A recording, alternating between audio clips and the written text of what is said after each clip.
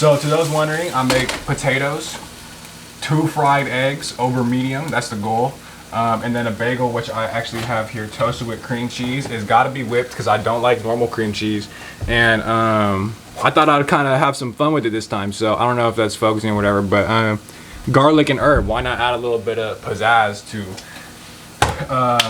my breakfast? But anyway, so today I am going to be doing a review. I'm going to be reviewing winners of the International Booker Prize, Man Booker Prize for Fiction, the Bailey's Women's Prize for Fiction, and the Pulitzer Prize for Fiction. So all for this year, which is the year of 2022.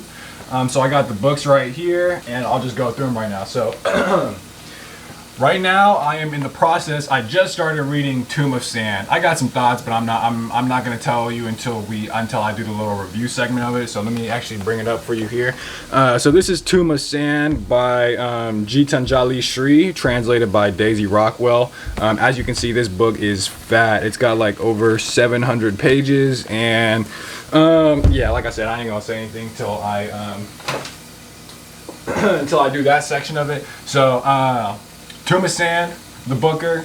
The 2022 Women's Prize is The Book of Form and Emptiness by Ruth Ozeki. Looks good, yeah. I mean, let's see how many pages this. Oh, damn, this is over 500 pages. Fuck. That's like a deceptively. Okay, well, I guess it's long book season. So, anyway, The Book of Form and Emptiness should be good. I've heard good things about Ruth Ozeki. Apparently, this book is pretty popping right now, so I'm excited to read that one. And then we have what's called. Still not really sure how to pronounce this, but the Netanyahus, I think that's what it is. The Netanyahus, subtitle, an account of a minor and ultimately even negligible episode in the history of a very famous family. So this is by Joshua Cohen. I feel like this isn't focusing, huh? Man, hold up. Oh, there we go. Whatever. Cool, looks cool. Pulitzer, I feel like it's always a good one. The Pulitzer I'm a little less familiar with, but I don't know. I feel like it's one of the more acclaimed literary prizes. So anyway, that should be good. And this just seems like, I don't know, I feel like I read a lot of old literature, like I don't know, classics or modern classics. I've been dipping into contemporary recently, definitely, but this seems like a good way to stay up to date with like the most recent up and coming, like released this year, discover new authors, things like that. We'll see. But yeah, so that's the breakdown. I might as well show you my breakfast when it's done, so expect a shot of that soon. And then we'll get into the book. Let's see how I fucked this egg up a little bit. It happens to the best of us. But let's see.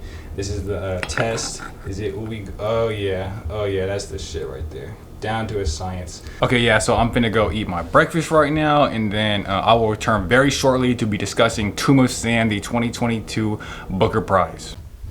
Okay, I am back from reading Tomb of Sand by Gitanjali Sri. Except I should say rather that I am back from reading a little over 100 pages of Tomb of Sand by Gitanjali Sri before I stopped reading this book. And this is crazy because I DNF'd this. The last book I DNF'd was Mink River, which was part of like the bookstore employees' favorite books of all time. And before that, I had not DNF'd a book for like years, several years. I did not like this book at all. And I mean, maybe I should have stuck it out longer because the book is over, like it's fat. It's over 700 something pages. So maybe I should have stuck it out longer, but at the same time, I'm like, bro, if I've read 100 pages of this book, and not only that, like with like struggling through them, like from the very beginning I was just struggling.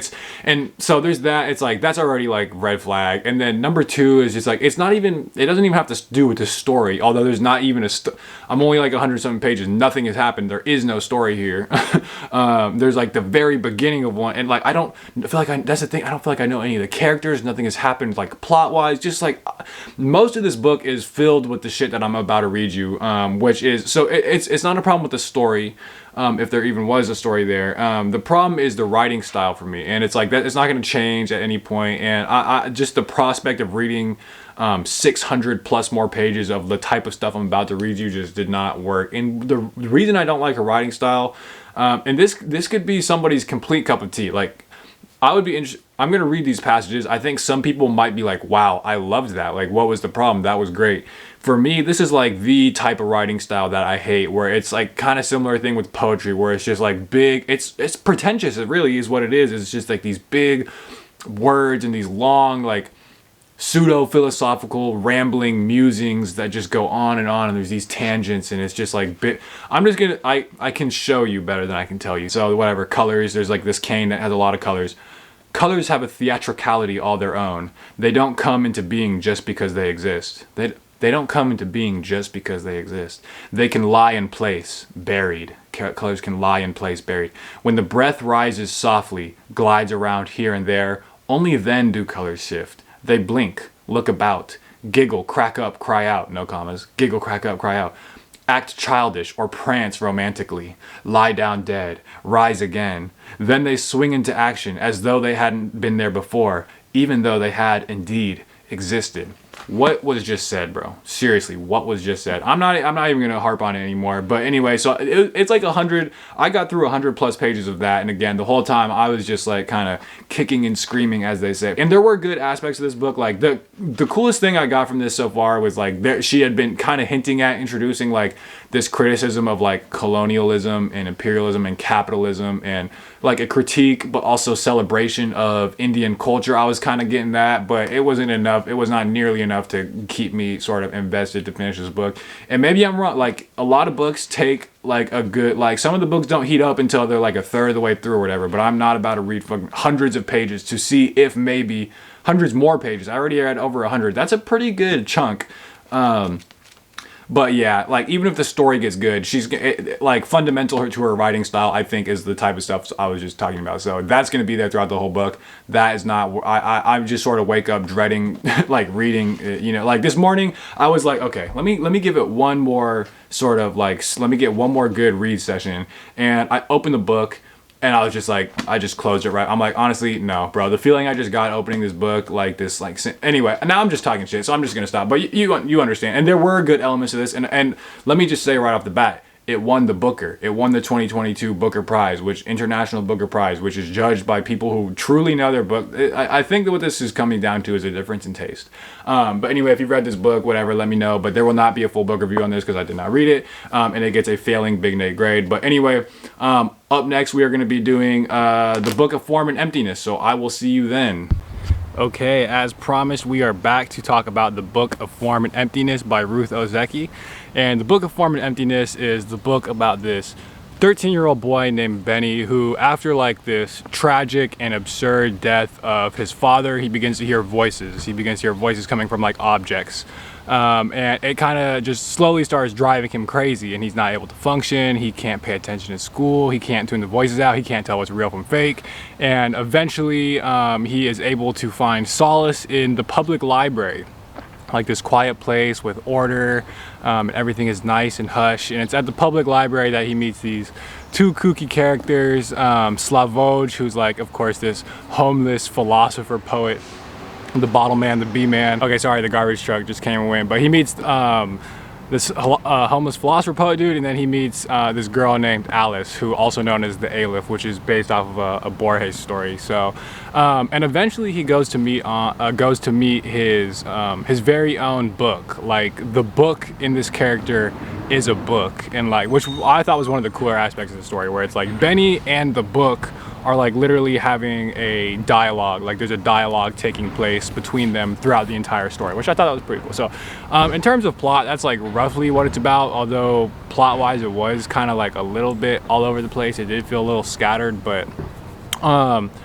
thematically though, this book is about, for one, like the history of objects. Like for instance, I have this book right here, and this was taken from, let's say it's taken from trees in the sub-Saharan jungles. That didn't even make sense, but you know, it's taken from trees and then it's eventually not even mined, but processed and extracted and whatever they do with that, and to make pages or whatever, and then it gets sent to book publishers, and then it gets sent, you know, like there's this whole history that objects have that leads right up to, in this case, it being right in my hand. It's gonna have this whole history afterwards. So there's like that concept, like the history of objects, as well as like the sentimentality almost that like gets imbued in them through experience. Like part of the nature of the voices of each object is like what the object has gone in the past. Anyway, So there's that, and then of course, kind of with that, there is this critique of capitalism and consumerism, where it's basically just like buying things at this point has become a replacement for happiness for us, and like in the meantime, like in the midst of all that, we are basically wreaking ecological destruction on our planet.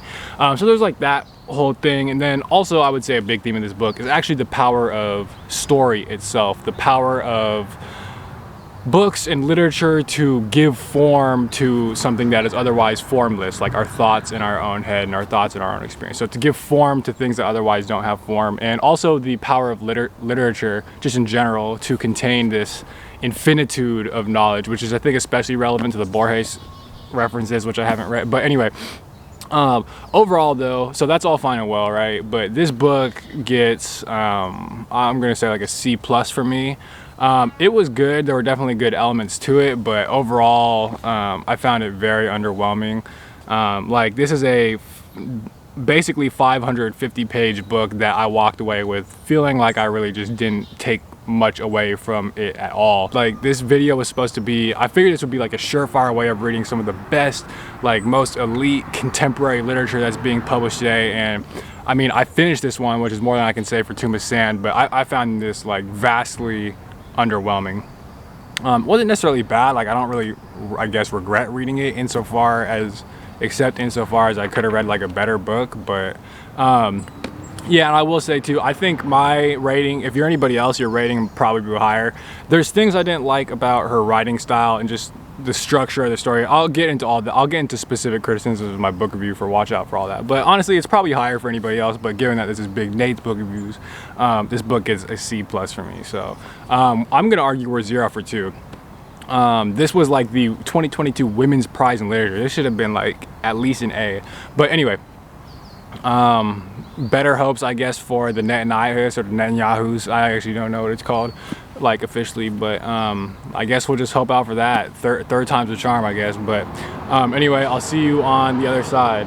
What's up, everybody? I just woke up. I am in a hotel right now on this 2-day long road trip, but I figured right now would be, while me and Huck are getting some breakfast, I figured right now would be a good time to talk about the Netanyahus, not to be confused with the Netanyahus. I thought the Netanyahus was like this Jewish symbol, like the Netanyahu.